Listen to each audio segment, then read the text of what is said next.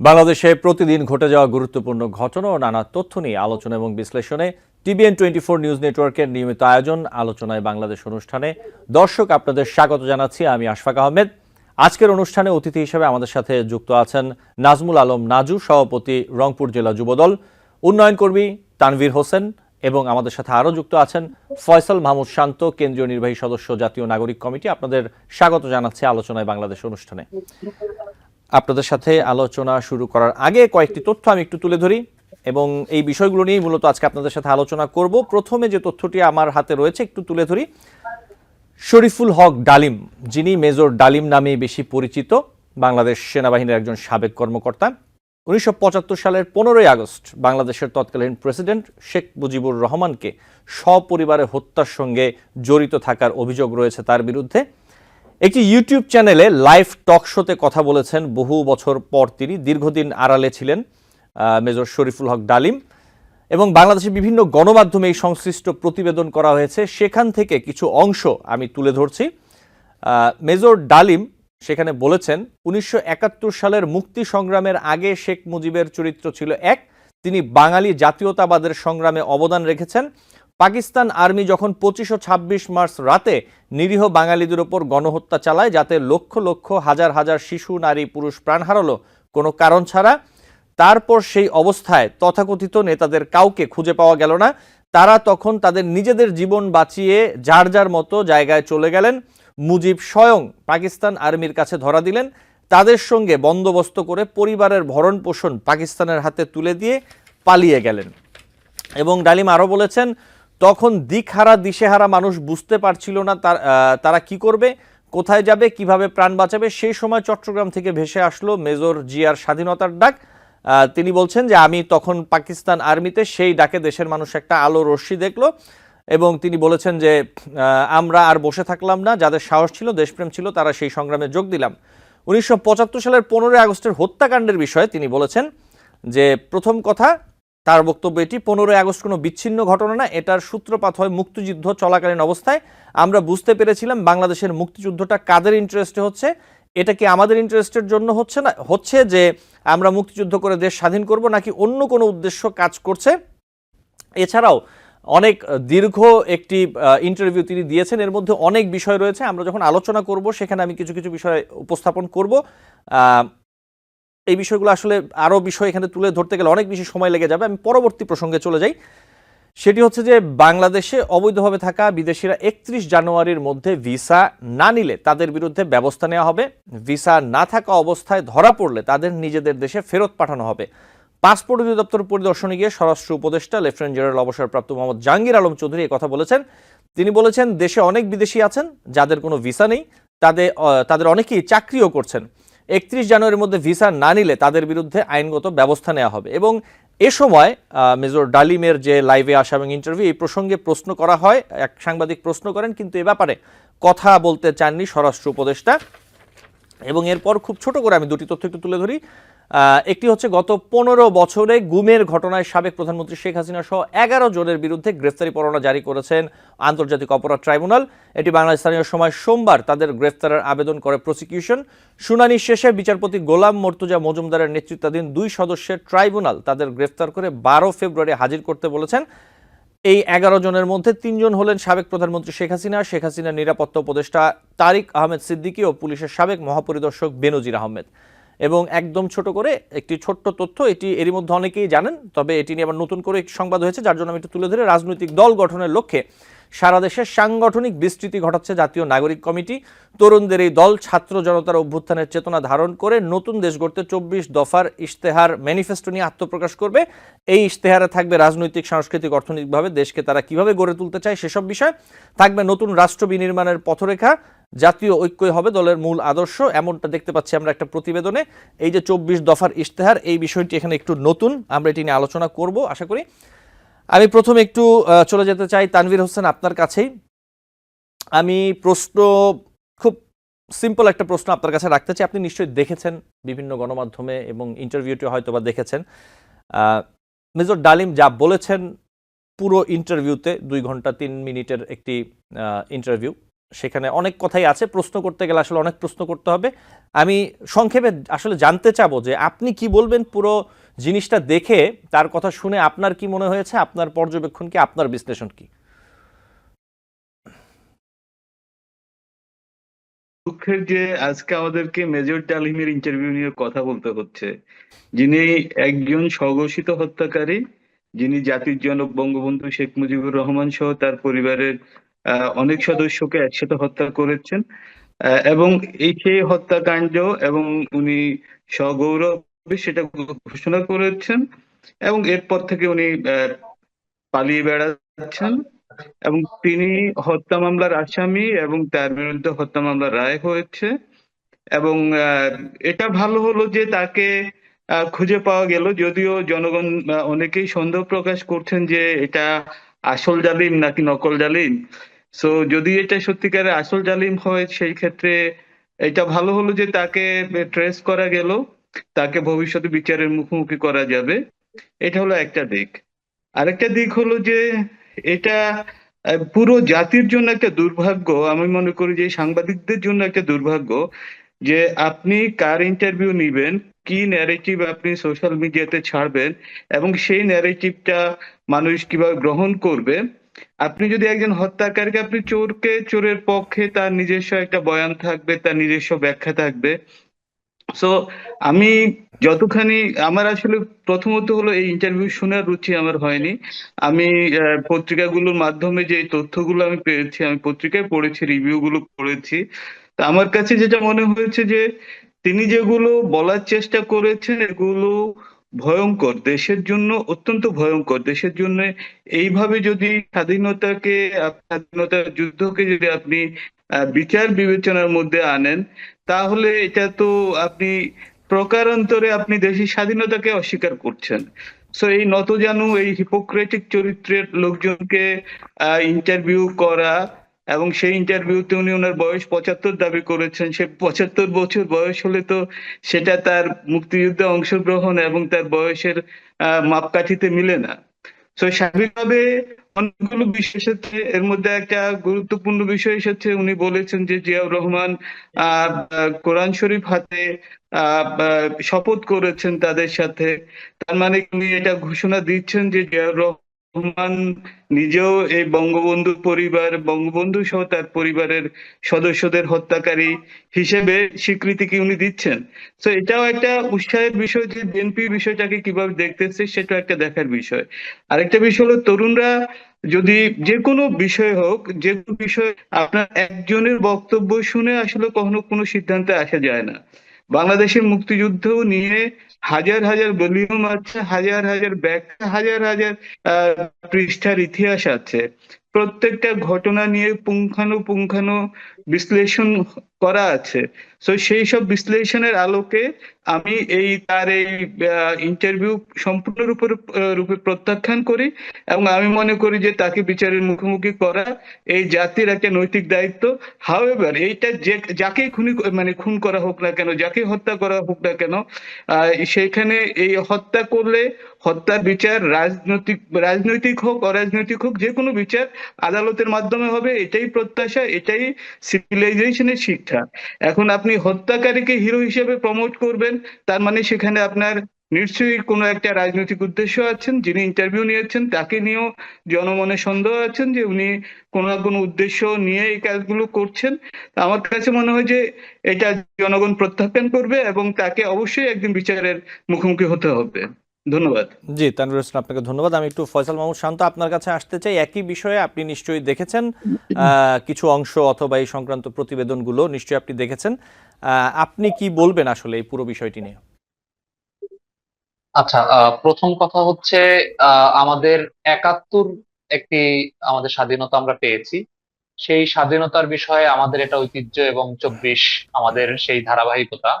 এবং 71 থেকে আমাদের শুরু করলে হবে না, তার পূর্বে 47 আমাদের একটা ব্রিটিশদের কাছ থেকে মুক্তির একটা জায়গা। তো প্রত্যেকটা স্বাধীনতা এই ভূখণ্ডের মানুষ যখনই অন্যায় নিপীড়ন হয়েছে তখনই সেই ভূখণ্ডের জন্য এবং হচ্ছে সেই অন্যায় নিপীড়নের বিরুদ্ধে মানুষ সংগ্রাম করেছে।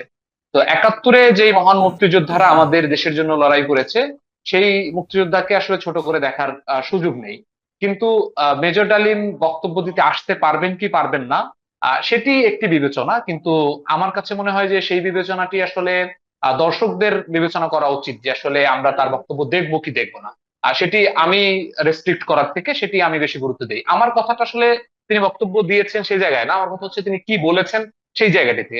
তো কয়েকটি গুরুত্বপূর্ণ জায়গা, মেজর ডালিম নিজে একজন ফ্রন্টলাইনার মুক্তিযোদ্ধা, এটা আমাদেরকে স্বীকার করতে হবে, এবং তিনি মুক্তিযুদ্ধের নেতৃত্ব দিয়েছেন। পাকিস্তান আর্মিতে চাকরি করা অবস্থায় তিনি এখানে এসেছেন। তিনি যে কথাগুলো বলেছেন সেই কথাগুলোর জায়গা থেকে একটা হচ্ছে যে মুক্তিযুদ্ধ চলাকালীন সময় যে ভারতের সাথে আমাদের যে চুক্তিনামা, সেই চুক্তিনামাতে যে আসলে বাংলাদেশকে ভারতের অধীন করার যে একটা চেষ্টা, কিংবা আমি যদি সরাসরি অধীন না বলে নিয়ন্ত্রণ করার যে একটা চেষ্টা বলি, সেটিকে আমার কাছে মনে হয় যে ইতিহাসে আমাদের পুনর্বিবেচনা করার একটা জায়গা তৈরি হয়েছে। আমরা মেজর ডালিমকে, তরুণ প্রজন্মকে আমরা বলতে চাই, কিংবা আসলে দর্শকদেরকে বলতে চাই যে মেজর ডালিমের কথাকে বেদবাক্য মনে করার কোনো কারণ নাই। সেটিকে নিয়ে প্রশ্ন তুলতে হবে, সেটির বিচার বিশ্লেষণ করতে হবে, কিন্তু তিনি একজন মুক্তিযোদ্ধা হিসেবে ইতিহাসের যে জায়গাগুলো তিনি ইঙ্গিত দিয়েছেন সেই জায়গাগুলো আমাদেরকে দেখতে হবে, যে আসলে ভারত আমাদেরকে গত 53 বছরে কিভাবে শোষণ করার চেষ্টা করেছে, এবং কিভাবে এখনো ফয়সাল এই মাহমুদ পতিত শান্ত, আওয়ামী আমি একটি সরকার। প্রশ্ন আপনার কাছে রাখতে চাই এর মধ্যে। মেজর ডালিম হ্যাঁ, এত বছর নিশ্চয়ই। পরে, তিনি তো দীর্ঘদিন ধরে কোথায় ছিলেন জানা নেই, এবং নানান বিষয় এত বছর পরে উনি এই কথাগুলো, উনি তো সোশ্যাল প্ল্যাটফর্ম তো আজকে আসেনি, অনেক আগে এসেছে।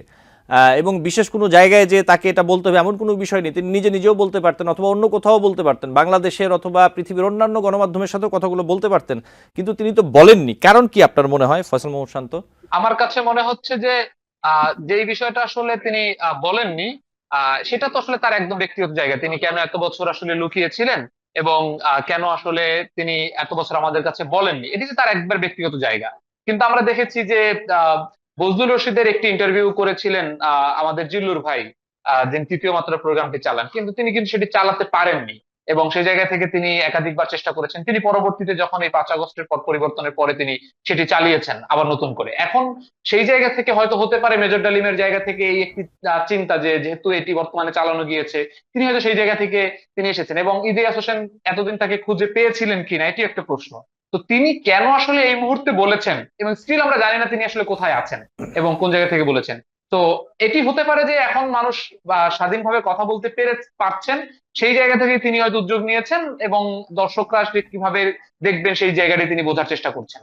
এটি একটি জায়গা। আমি যে জায়গাটিতে ছিলাম সেটি হচ্ছে যে মেজর ডালিম এখানে আরেকটি গুরুত্বপূর্ণ জায়গা আছে, যে আসলে তিনি বঙ্গবন্ধু শেখ মুজিবুর রহমানের পরিবার সহ যে হত্যাকাণ্ডটি ঘটিয়েছেন, সেখানে তিনি জিয়াউর রহমানকে ইঙ্গিত করেছেন। সে বিষয়ে আসলে জিয়াউর রহমান এখন নেই, আর সে বিষয়ে আমরা কনক্রিট উত্তর পাবো না, কিন্তু ইতিহাসের ধারাবাহিকতা হয়তো এটিকে আসলে খোঁজার চেষ্টা করা যেতে পারে।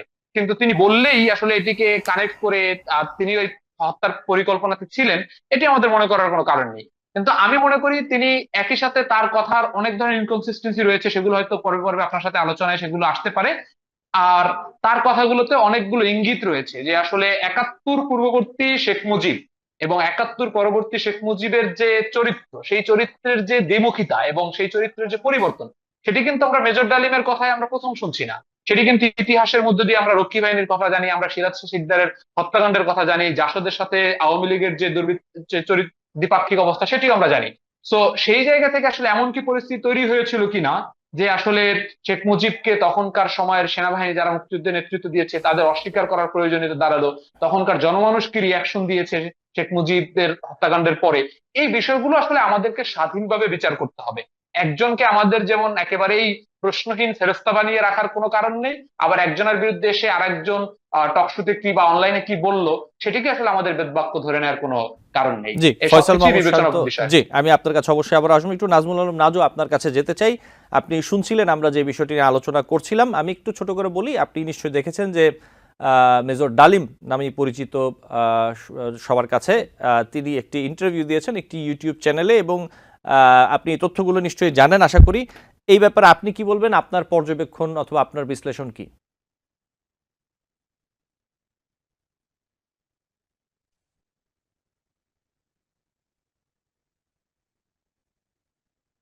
জি, নাজমুল আলম নাজু।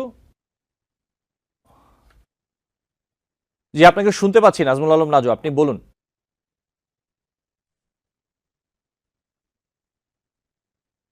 নাজমুল আলম নাজু, আপনার সাউন্ডটা কি অফ করা একটু? শুনতে পাচ্ছি না। আচ্ছা, আপনি এখন জি শুনতে পাচ্ছি, বলুন। আচ্ছা, মূলত বিষয়টা হচ্ছে যে মেজর ডালিম একজন বীর মুক্তিযোদ্ধা এবং বীর বিক্রম। উনি একটি বাংলাদেশের 1975 সালের একটি ঘটনার পরিপ্রেক্ষিতে ওনার ভাষায় সেনা আহ, বিপ্লব, হ্যাঁ, সেনা বিপ্লবের মধ্য দিয়ে যে ঘটনাটি ঘটেছে উনি সেটাকে বিশ্লেষণ করার চেষ্টা করেছে যে তাকে শেখ মুজিবুর রহমানকে কেউ হত্যা করেনি, ওটা একটা সেনা বিপ্লব ছিল। উভয় পক্ষের মধ্যে গোলাগুলির মাধ্যমে তাদেরও লোক নিহত হয়েছে এবং শেখ মুজিবুর রহমান সহ তাদেরও অনেক পরিবারের সদস্য সহ অনেকে নিহত হয়েছে। আমি সেদিকে যেতে চাই না। মূল কথাটি হচ্ছে যে আমরা একটা জিনিস বারবার সর্বসময় আমরা চেষ্টা করছি যে যে যে ব্যক্তিটি স্বাধীনতা এদেশের, যখন একটি ক্রান্তি লগ্ন দেশের, যে বাংলাদেশের মানুষ বাংলাদেশের মানচিত্রের জন্য, সার্বভৌমত্বের জন্য, স্বাধীন রাষ্ট্রের জন্য যখন শেখ মুজিবুর রহমানের নেতৃত্বে ঐক্যবদ্ধ হলো, ঠিক সেই মুহূর্তে শেখ মুজিবুর রহমান সাহেব পাকিস্তানিদের হাতে কারাবরণ করে পাকিস্তানের কারাগারে চলে গেলেন। ঠিক সেই মুহূর্তে কান্ডারিবিহীন তরী যখন নদীতে ভাসছে, ঠিক সেই মুহূর্তে একজন মেজর জিয়া ব্যারাক থেকে এসে এদেশের স্বাধীনতাকামী মানুষের পাশে দাঁড়িয়ে স্বাধীনতার ঘোষণা দিয়ে, শুধু ক্ষান্ত হননি, স্বাধীনতার ঘোষণা দিয়ে রণাঙ্গনে গিয়ে এবং জেড ফোর্স গঠন করে স্বাধীনতা যুদ্ধে অংশগ্রহণ করেছে। দেশের স্বাধীনতা অর্জনের পর আবার ব্যারাকে ফিরে গিয়েছেন। সেই কিংবদন্তি মানুষটিকে নিয়ে সৃষ্টি লগ্ন থেকে আজ পর্যন্ত আমরা লক্ষ্য করছি বিভিন্ন জন বিতর্কিত করার চেষ্টা করছে। নাজমুল আলম নাজু, এটার ঠিক জন্য এই জায়গায় আমি একটি প্রশ্ন রাখি আপনার কাছে। আপনি যেই প্রসঙ্গটি বলছেন আমি ঠিক এই জায়গাটাতেই প্রশ্ন রাখি। এই যে মেজর ডালিম যা বলেছেন যে জিয়াউর রহমান আমাদেরই একজন ছিলেন, উনি কোরআন শপথ নিয়ে আমাদের সাথে কাজ করতে রাজি ছিলেন, কিন্তু পরবর্তী পর্যায়ে তিনি তার নিয়ত থেকে সরে আসে, তার জন্য তো আমরা দায়ী না, উনি দায়ী। আমি একদম কোট করে বলছি উনার মুখের কথা, যেগুলো আমি শুনে লিখে এনেছি। আরো অনেক কথা বলেছেন তিনি এই ব্যাপারে। আপনি এই বিষয়টা তো আসলে কি বলবেন? আমি ছোট্ট অংশটুকু দিলাম। জি আমি তো স্পষ্ট ভাষায় বলতে চাই, যিনি যে পর্যায়ের একজন মানুষ, শহীদ রাষ্ট্রপতি জিয়াউর রহমান, উনি দেশপ্রেম, দেশের স্বাধীনতা, দেশের মানুষ, দেশের সার্বভৌমত্ব, দেশের মানচিত্রকে নিয়ে চিন্তা করেন। সেই মানুষটির দ্বারা এই কাজটি, সেনা বিদ্রোহ যদি তার দ্বারাই সংগঠিত হতো, তিনি যদি শপথ গ্রহণই করতেন, তাহলে কিন্তু আবার উনি ক্ষমতায় যেতে পারতেন, উনি যুদ্ধ শেষে ব্যারাকে ফিরে যেতে পারতেন না। আজকে একজন মেজর ডালিমের বক্তব্য যে উনি শপথ গ্রহণ করেছেন, কোরআন শপথ গ্রহণ করেছেন, এটি আমরা বেদবাক্য হিসাবে আমরা ধরে নিতে পারি না। কারণ এটি একটি মেজর ডালিম নামে একজন ব্যক্তির মন্তব্য। সেটি আদৌ সত্যতা বলে প্রমাণ পাবে এদেশের মানুষের কাছে বা আমাদের কাছে, এটা আমরা মনে করি না। যদি তাই হতো, তাহলে 15ই আগস্টের পরে রাষ্ট্র ক্ষমতায় কিন্তু খন্দকার মোশতাক এসেছেন এবং সেই মুহূর্তে কিন্তু সেনাপ্রধান শফিউল্লাহ সাহেব ছিলেন। তাহলে মেজর মেজর জিয়াউর রহমান কোন পর্যায়ের ছিলেন এবং সেখান থেকে তিনি সেনা বিদ্রোহ করার জন্য তাদের সাথে শপথ গ্রহণ করলেন এবং তিনি সেখানে গেলেন না, এটা মেজর ডালিমের বক্তব্য। এটা আমি আদৌ, বাংলাদেশের মানুষ এটা বিশ্বাস করে না এবং আমরাও কখনো বিশ্বাস করি না। জি এটা একটি তার মন গড়া বক্তব্য আমরা মনে করি। জি, তাহলে নাজমুল আলম নাজু এই যে অনেক কথা তিনি বলেছেন, এই বিষয়টিতে যেমন বললেন আরো 15 আগস্ট নিয়ে অথবা অন্যান্য যে বিষয়গুলো নিয়ে তিনি কথা বলেছেন, আরো প্রসঙ্গে আমরা আসবো, আমাকে একটু পরে বিরতি নিতে হবে। যেমন 15 আগস্ট নিয়ে কথা হচ্ছিল, আপনার কাছে কি মনে হয় এই বিষয়টিও তিনি যেভাবে বর্ণনা করছেন এই বিষয়টি আপনার কাছে কি মনে হয় নাজমুল আলম নাজু? কোন বিষয়টা? 15 আগস্টের বিষয়টি মেজর ডালিম যেভাবে তার মতো করে বর্ণনা করেছেন তার ভাষায়, আপনার কাছে কি মনে হয় বিষয়টি? হ্যাঁ, মেজর ডালিম আহ, যিনি যেটা বলেছে আমি শুনেছি, ওনার বক্তব্যটা পুরোপুরি শুনেছি আমি। সেটি হচ্ছে যে উনি বলেছে যে এটা একটা সেনা বিদ্রোহ ছিল এবং উভয় পক্ষের গোলাগুলিতে শেখ মুজিব সহ তার পরিবারের লোকজন নিহত হয়েছে, তাকে হত্যা করা হয়নি, নিহত হয়েছে এবং তাদের সেনাও কিছু নিহত হয়েছে। আসলে বিষয়টা আমরা যতটুকু বই, পাঠ্য বই বা পুস্তকে, যেহেতু আমাদের সেই সময় আমাদের বুঝবার মতন বয়স ছিল না বা ক্ষমতা বড় ছিলাম না, সে কারণে আমরা পাঠ্যপুস্তকে আমরা যে সকল ইতিহাসে দেখেছি সেটিকে সেনা বিদ্রোহ হিসাবে কিন্তু এখন পর্যন্ত আমরা উল্লেখ পাইনি কোথাও। জি, নাজমুল আলম নাজু আমরা ঠিক এই একটা জিনিসই জায়গাটাতে। জেনেছি, জি জি, বলুন, শেষ করুন শেষ করুন। জি আমরা বড়জোর একটা জিনিসই দেখেছি, যে আমরা যেটা জানতে পেরেছি পাঠ্যপুস্তকে বা আমরা যারা বিভিন্ন রাজনৈতিক দলের রাজনৈতিক নেতাদের বক্তব্যের মাধ্যমে আমরা দেখেছি বা শুনেছি, সেটি হচ্ছে যে কতিপয় মেজর ডালিম সহ কতিপয় ঊর্ধ্বতন যারা কর্মকর্তা, সেনা কর্মকর্তা আছেন, তাদের পরিবারের উপর নির্যাতন হয়েছে। শেখ পরিবারের অনেক সদস্যের দ্বারা ব্যাংক লুট, রক্ষী বাহিনীর দ্বারা নির্যাতন, নিষ্পেষিত, এদেশের জনগণকে নির্যাতন করা হয়েছে, লুটপাট করা হয়েছে। তারই একটা বহিঃপ্রকাশ ঘটিয়েছে সেনা বিদ্রোহের মাধ্যমে, সে তথাকথিত সেনা বিদ্রোহের মাধ্যমে। জি, নাজমুল হক নাজু, আমি ঠিক এই জায়গাটা থেকে আলোচনা শুরু করব। বিরতির পর আমাকে একটি ছোট্ট বিরতি নিতে হবে, আপনারা দুজনের সাথে থাকবেন অবশ্যই। দর্শক, আলোচনায় বাংলাদেশ অনুষ্ঠানে নিচ্ছি ছোট্ট একটি বিরতি, সাথে থাকবেন। টিবিএন 24 টেলিভিশন দেখতে আজই কল করুন 7187776556। লগ ইন করুন www.totalcablebd.com।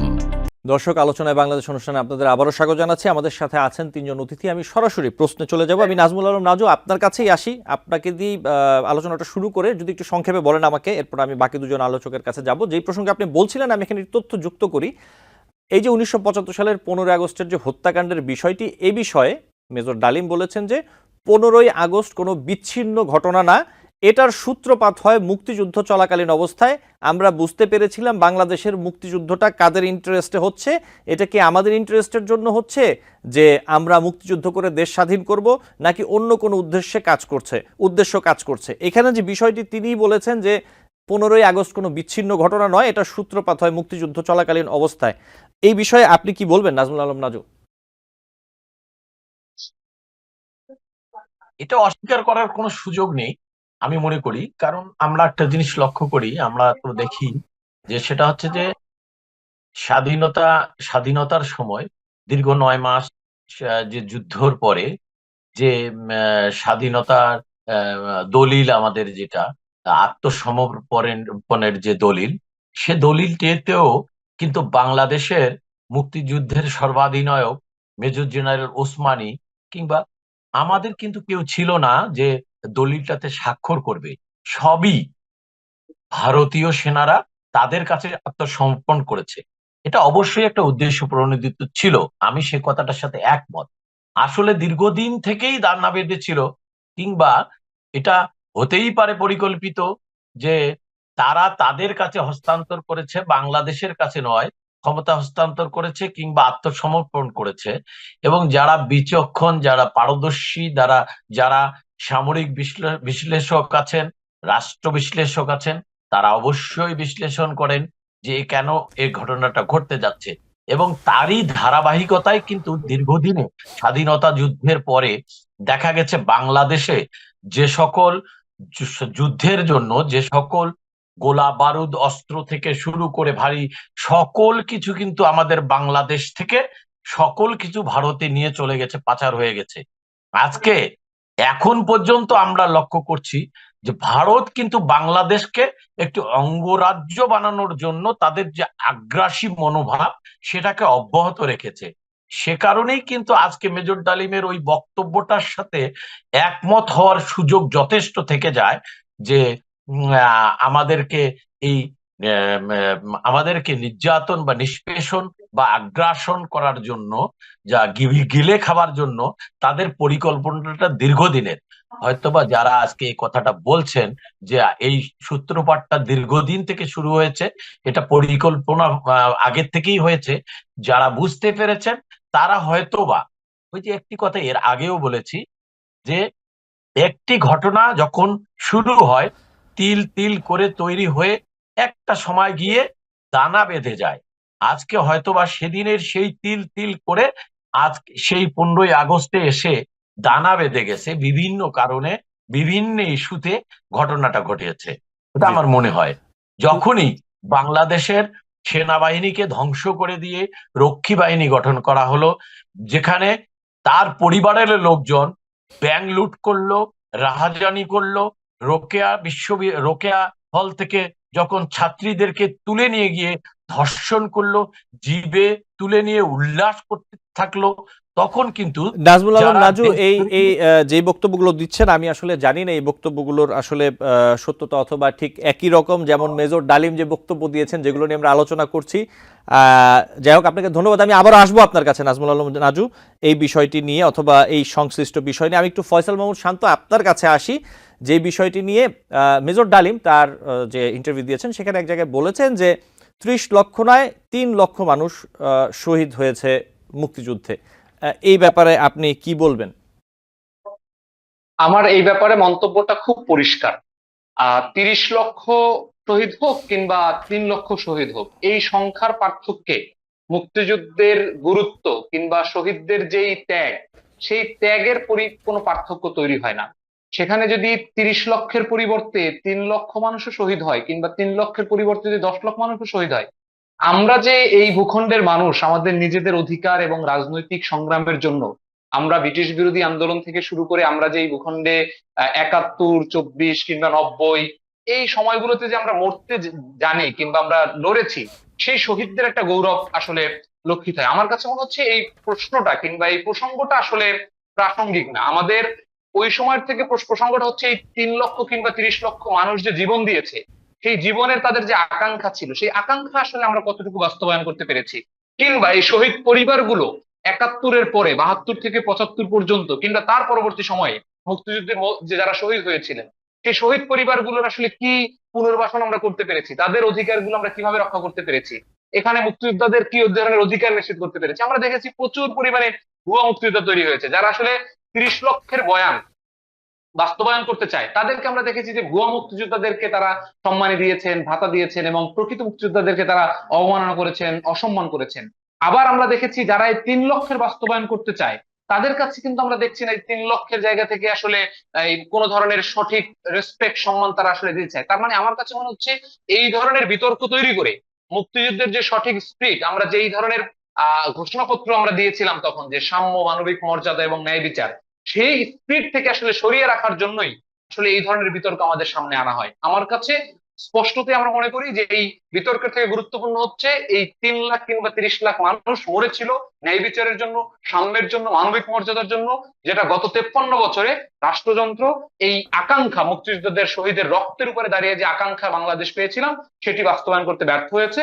আমাদের আগামী প্রজন্মের দায়িত্ব হচ্ছে এই সংখ্যার বিতর্কের মধ্যে না থেকে আকাঙ্ক্ষার বিতর্কে ঢোকা, যে আসলে কারা আমাদের ক্ষমতা নিয়েছে, কারা আমাদেরকে পরিচালনা করছে, তারা আসলে শহীদদের আকাঙ্ক্ষা চেতনা কতটুকু ধারণ করে।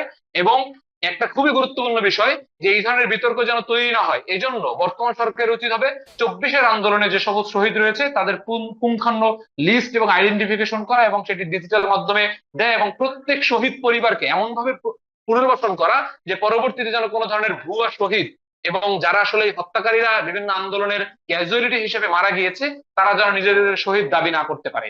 তো আমার কাছে 30 এবং 3 এই সংখ্যাটা আসলে গুরুত্বপূর্ণ না। সংখ্যাটা হচ্ছে জি একটা জীবনও যদি মরে থাকে কিংবা হচ্ছে শহীদ হয়ে থাকে, সেই জীবনটি আমাদের কাছে গুরুত্বপূর্ণ, গোটা মানব জাতির সমপরিমাণ গুরুত্বপূর্ণ। জি, ফয়সাল মাহমুদ শান্ত আপনাকে ধন্যবাদ। আমি একটু তানভীর হোসেন আপনার কাছে আসি। যে বিষয়গুলো নিয়ে আলোচনা করছিলাম, একটি প্রশ্ন আসলে অনেক সময় ওঠে, এই যে শহীদের সংখ্যা নিয়ে এবং মুক্তিযুদ্ধের ইতিহাস নিয়ে নানা রকম যে কথা হয় অথবা অনেকে প্রশ্ন তুলেন, সংখ্যার বিষয়টা যদি বলি, এর মাধ্যমে কি আসলে বাংলাদেশে যে 1971 সালে যে গণহত্যা হয়েছে এইটাকে কি জাস্টিফাই করার চেষ্টা করেন কেউ কেউ? মানে বিষয়টা কি এরকম যে এটাকে জাস্টিফাইড করার জন্য সংখ্যা কম হয়েছে অথবা অমুকটা কম হয়েছে, অমুক জায়গায় যুদ্ধ কম হয়েছে, মানে এই জিনিসগুলো আসলে কেন আলোচনায় আসে? যেমনটা ফয়সাল মাহমুদ শান্ত, আমি একই প্রশ্ন আসলে আমি এই প্রশ্নটি রাখতে চাই আপনার কাছে। তানভীর হোসেন। ধন্যবাদ। আমি সহ আলোচকদেরকে ধন্যবাদ জানাই, কিন্তু এখানে এই প্রশ্নে ঢোকার আগে দুটো বিষয় মেনশন করতে হয়। বেশি যেহেতু মেজর ডালিমের বক্তব্য থেকে শুরু হলো, আমি দেখলাম নাজু ভাই কিছু অংশ অ্যাপ্রিসিয়েট করলেন, কিছু অংশ প্রত্যাখ্যান করলেন, কিছু অংশ বললেন মন গড়া, কিছু অংশকে উনি আবার নিজে গ্রহণ করলেন। সো আসলে আপনি যখন ভেজাল পানীয় গ্রহণ করবেন, ওর মধ্যে ভেজাল যতখানি থাকে সেটা ভেজাল, এবং ভেজালকে আপনার ভেজাল হিসেবেই ধরে নিতে হবে। মুক্তিযুদ্ধ নিয়ে যে টেনশনটা আসলে এতদিন পর্যন্ত আহ, বয়ে আসছে, কারণ মুক্তিযুদ্ধের বিরুদ্ধে ষড়যন্ত্রটা তো কখনো থেমে নেই। আপনি মুক্তিযুদ্ধ নিয়ে যখন কথা হয়, এখনো যত কথা হচ্ছে, আপনি কিন্তু বাংলাদেশের যে 24 বছরের যে সংগ্রাম, 24 বছরের যে আমাদের উপরে যে নিপীড়ন হয়েছে, সেটা কিন্তু আমরা এখন একেবারে ভুলে যেতেই বসেছি। মুক্তিযুদ্ধ একদিনে হয়নি, মুক্তিযুদ্ধের পিছনে দীর্ঘ ইতিহাস আছে, দীর্ঘ রাজনীতি আছে, সেগুলোকে আমরা ভুলে যেতে বসেছি। তো সেই ভুলে যাওয়াকে আরো বেশি ভুলিয়ে দেওয়া সম্ভব হলো যে আপনি যখন যে কোনো বিষয় নিয়ে সংখ্যাতাত্ত্বিক ভাবে বিশ্লেষণ করবেন, সংখ্যার মানদণ্ডে যদি সেটা কম হয় তখন সেটা গ্র্যাভিটি কমতে থাকে। মানে যে কোনো দুর্ঘটনায় যতখানি আমরা আহ, যে কোনো ঘূর্ণিঝড় বা যে কোনো প্রাকৃতিক বা অন্যান্য বিপর্যয়ের ক্ষেত্রে সংখ্যাতাত্ত্বিক একটা বিশ্লেষণ গ্লোবালি আছে। সেই বিশ্লেষণের মূল যে বক্তব্যটা, যে কতজন মানুষ ক্যাজুয়ালিটির শিকার হয়েছেন, কিভাবে হয়েছেন, কি প্রক্রিয়া হয়েছেন, কারা করেছেন, কেন করেছেন, সে পিছনে তাদের কি উদ্দেশ্য ছিল, সে জিনিসগুলোকে আপনার ইতিহাসের মধ্যে সেগুলোকে ধারণ করা। এখন বাংলাদেশের মুক্তিযুদ্ধের শুধু আমি একটা ছোট্ট অংশ নিয়ে কথা বলি। 14ই ডিসেম্বর বা তার আগ থেকে যে বুদ্ধিজীবী হত্যা করা হলো, প্রায় 1165 জনের মতো বুদ্ধিজীবীর তালিকা হয়েছিল সেই সময়। তাদেরকে যে হত্যা করা হলো, সেখানে কিন্তু যারা জড়িত ছিল তাদেরকে চিনিয়ে দেয়া, তাদেরকে ধরিয়ে দেয়া, তাদেরকে ধরে নিয়ে যাওয়া, সেগুলো কিন্তু এই অঞ্চলের মানুষরাই করেছিল, এখানেই তারা রাজনীতি করত। সেখানে তৎকালীন আপনার ছাত্র সংঘ বা আপনার জামাতের লোকজন সেটা করেছে, আল বদর করেছে, আল শামস করেছে, রাজাকার করেছে। সেই রাজাকাররা তো বাংলাদেশের মানচিত্র থেকে বিলীন হয়ে যায়নি, তারা তাদের সেই রাজনীতি থেকেও সরে যায়নি। সুতরাং তারাই সবসময় চেষ্টা করেছে যে মুক্তিযুদ্ধকে কিভাবে খেলো করে দেখানো যায়, ছোট করে দেখানো যায়, এবং সেটা যত যত ছোট হবে, তরুণ প্রজন্মের কাছে, আগামী প্রজন্মের কাছে সেটার মাহাত্ম্য, সেটার মর্যাদা কম হতে থাকবে। আর বাংলাদেশের রাজনীতির মূল ভিত্তিভূমি কিন্তু মুক্তিযুদ্ধ। আমরা 47 বা তার আগে গেলে কিন্তু আমরা ভারতবর্ষের স্বাধীনতা নিয়ে কথা বলবো, কিন্তু বাংলাদেশের রাজনীতির ভিত্তিভূমি মুক্তিযুদ্ধ। আজকে নাজু ভাই যখন বলে যে মেজর জিয়া তখন চিটাগংয়ে অস্ত্র খালাস করতেছিলেন, সেখান থেকে তাকে হান্নান সাহেব সহ আরো অন্যান্যরা ডেকে নিয়ে আসলেন স্বাধীনতার ঘোষণা দেওয়ার জন্য, এবং তিনি ষষ্ঠ ঘোষক স্বাধীনতার। ইতিহাস যদি আপনারা বিশ্লেষণ করেন, তাহলে ওনার ঘোষণার উপরে ভিত্তি করে যদি বিএনপির রাজনীতি দাঁড়ায়, তাহলে আবারও বাংলাদেশের রাজনীতির সূতিকাগার হলো মুক্তিযুদ্ধ। সুতরাং বাংলাদেশের ইতিহাস যতদিন থাকবে, মুক্তিযুদ্ধকে আপনার অবশ্যই সর্বোচ্চ স্থান দিতে হবে, মহান মুক্তিযোদ্ধাদেরকে স্থান দিতে হবে। আমি যেটা মনে করি যে মুক্তিযুদ্ধকে সংখ্যাতাত্ত্বিক বিশ্লেষণ দ্বারা মান নির্ণয় করা হয়, মূলত এর পিছনে একটা মহা ষড়যন্ত্র আছে। সেই ষড়যন্ত্রটা হলো মুক্তিযুদ্ধকে ছোট করে দেখানো।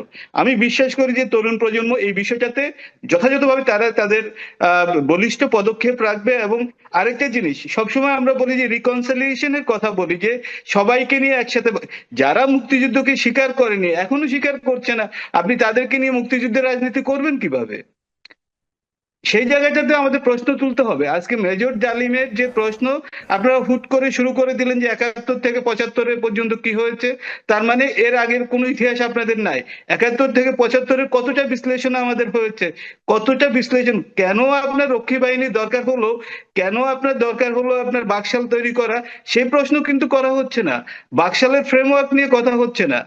আপনারা যখন একটা বিষয়কে কোণঠাসা করে ফেলেন যে এটা এটা হয়েছে বলে, এটা করতে চেয়েছে বলে খারাপ হয়েছে, কিন্তু সেখানে কি কি জিনিস প্রস্তাবনা ছিল সেই জিনিসগুলো তো আসতে হবে। সো এখন যখন আমরা ফর এক্সাম্পল যখন নাগরিক কমিটি যখন আপনার সংস্কারের প্রস্তাবনা নিয়ে কথা বলে, তখন সেই প্রস্তাবনাকে তো কেউ না কারো বিপক্ষে যাবে, কারো না কারো পক্ষে যাবে। তো এই যে পক্ষে বিপক্ষে যাচ্ছে, তখন সেটা কতটা দেশের পক্ষে ছিল, কতটা দেশের বিপক্ষে ছিল, সে আলোচনা আসতে হবে। সে আলোচনা না এসে আমি যেটাকে সবচেয়ে বেশি ভয় পাই এই জায়গার মধ্যে যেটা হচ্ছে, আপনি প্রতিবেশী ভারতকে প্রথমে বাংলাদেশ বিরোধী ঘোষণা করে দিচ্ছেন।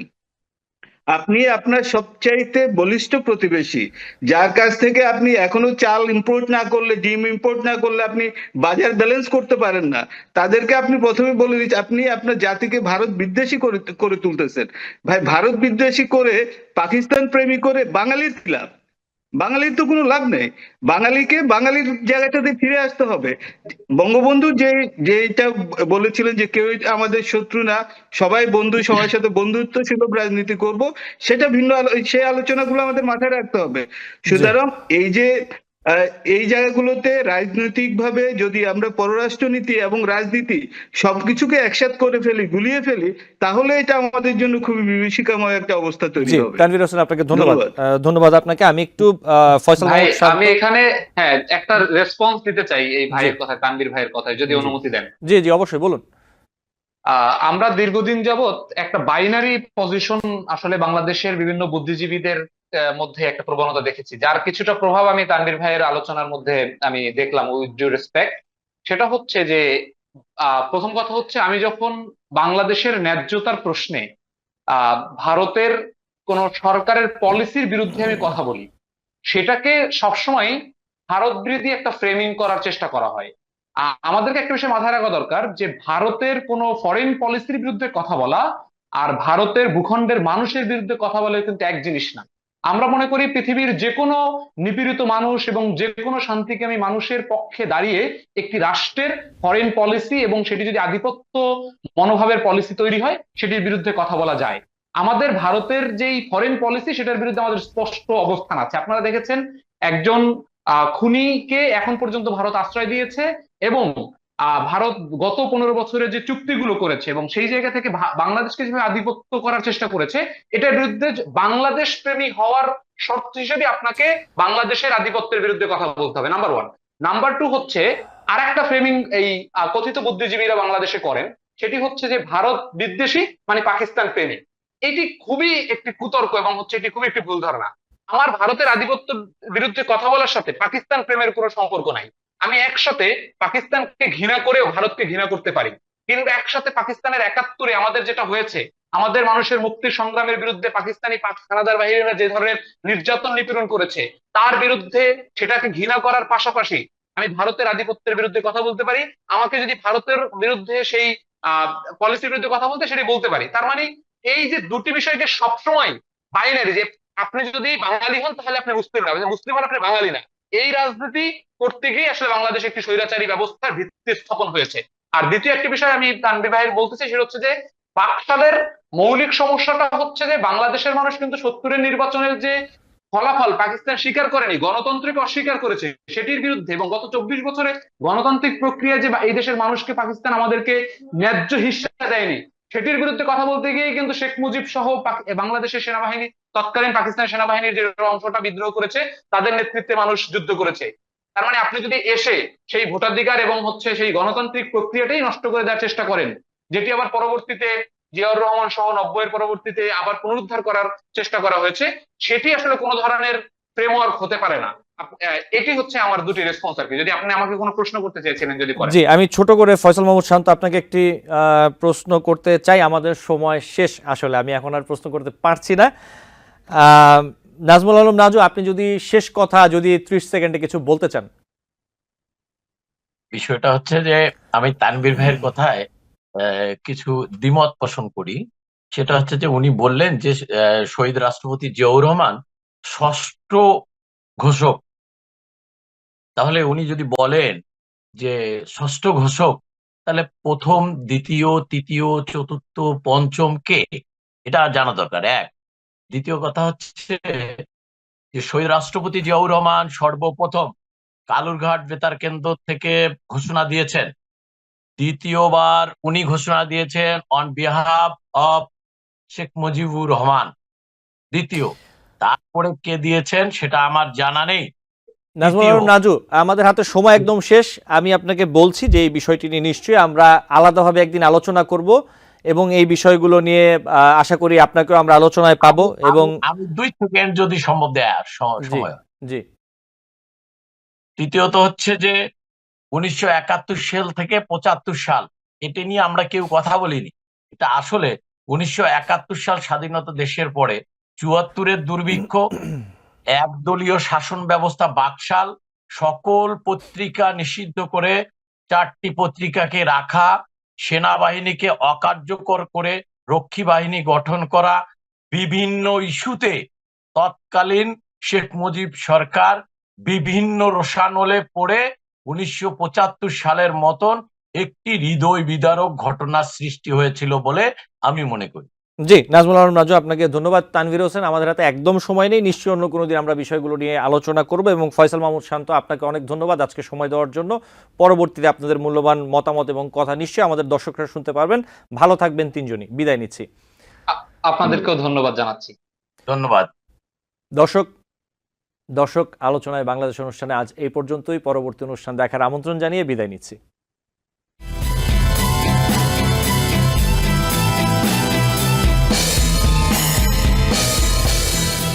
টিবিএন 24 টেলিভিশন দেখতে আজই কল করুন 7187776556। লগ ইন করুন www.totalcablebd.com। নিউ ইয়র্ক থেকে সম্প্রচারিত টিবিএন 24 টেলিভিশন বিশ্বজুড়ে বাঙালির কণ্ঠস্বর।